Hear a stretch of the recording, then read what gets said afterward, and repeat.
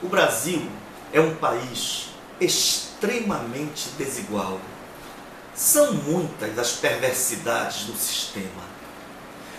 O Brasil é desigual porque há uma concentração de riqueza nas mãos de uma minoria e uma multidão de pessoas, ou desempregadas, ou enfrentando muitas dificuldades para garantir o pão de cada dia. No entanto, as desigualdades são estruturais e são históricas. Vários governos passaram. O período do FHC, ou seja, os tucanos no poder, aviltaram a soberania nacional. Era uma vergonha ver um presidente que fala inglês, francês, alemão, espanhol, português, dizendo sim, senhor, aos pretensos donos do mundo, Bill Clinton, os Estados Unidos, colocando as riquezas do nosso país a serviço do desenvolvimento de outros países. Eu sonhei ver mudar essa realidade. Ajudei a construir um novo momento com Lula presidente.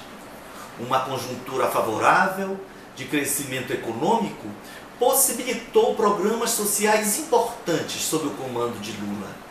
Mas é verdade, nunca na história do Brasil se viu tanto latifundiário ganhando dinheiro com agronegócio e tantos banqueiros festejando os lucros exorbitantes. A presidente Dilma, tenho um carinho e um respeito enorme por sua história e torci para que ela vencesse, porque sei que Aécio Neves destruiria a soberania nacional de forma muito mais intensa, porque a convicção dele é que se deve privatizar tudo, como aliás privatizaram o Vale do Rio Doce e quiseram privatizar a própria Petrobras.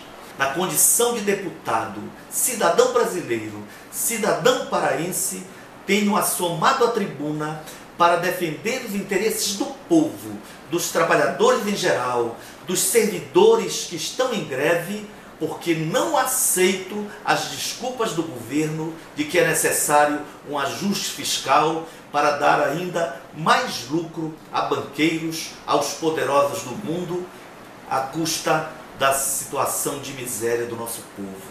Não. O ajuste fiscal quer retirar direito dos pequenos, enquanto que os bancos, o Bradesco, o Itaú, Santander, festejam uma lucratividade não obtida nos seus países de origem. Basta dizer que o Santander na Espanha não consegue ter 10% do lucro que obtém no Brasil, com taxas de juros altíssimas, entre as maiores do mundo. Por isso, com muito carinho, mas muita firmeza, tenho cobrado da nossa presidente medidas que façam com que ela possa recuperar o seu prestígio para com o povo.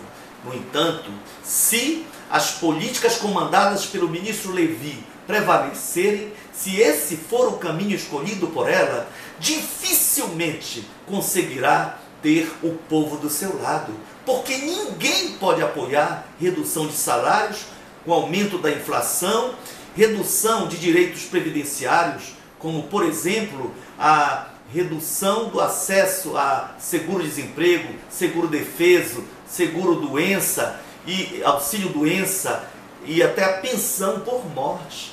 Não é admissível que recaia sobre os mais pobres o peso da crise. Salvemos o Brasil. Implementemos uma outra política econômica. Não há por que aumentar 30 e poucos bilhões de investimento no agronegócio, porque quem gera 70% dos empregos no campo e produz a metade dos alimentos do Brasil é a agricultura familiar, é o pequeno produtor.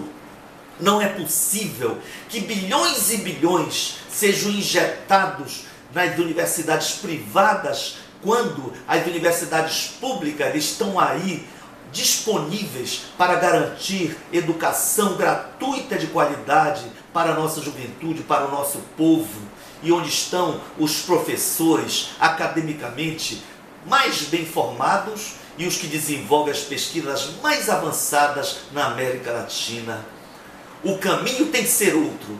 Clamamos para que a presidente construa esse outro caminho, que ela mude o tom da prosa, porque a prosa neoliberal não é solução, não é privatizando portos, aeroportos, não é privatizando as estradas, não é mesmo fazendo leilões para privatizar o petróleo da camada do pré-sal.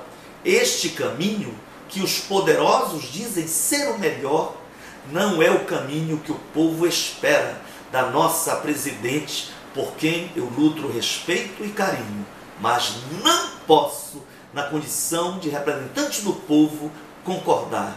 E tenho conversado com todos os movimentos sociais, tenho conversado respeitosamente com deputados, economistas, sociólogos, cientistas políticos ligados ao PT e outros partidos de base de apoio do governo. E falo sinceramente, e eles em grande medida concordam, que a presidente muda o rumo da prosa ou realmente vai ficar muito difícil garantir governabilidade, estabilidade política e, em consequência, a estabilidade econômica e o equilíbrio social. A crise econômica, social e política podem se aprofundar. Nós temos que lutar contra o golpismo, contra aqueles que não querem respeitar o desejo das urnas, mas temos também que exigir à presidente da República que respeite o desejo das urnas, porque quem nela votou, não votou nela para colocar no Ministério da Agricultura a senhora Cátia Abreu, uma das maiores latifundiárias ligado ao agronegócio e que inclusive responde a processos por trabalho escravo em suas fazendas. Não votou nela para nomear como ministro da Fazenda o senhor Joaquim Levy, diretor do Bradesco, que seria potencial ministro do Aécio Neves. Se fosse para fazer a política do Aécio Neves, o povo não teria votado em Dilma Rousseff. É presidente legitimada pelo voto popular, mas deve mudar o rumo do seu governo se quiser ter o respeito do povo e contribuir para um desenvolvimento com equilíbrio econômico, social e político.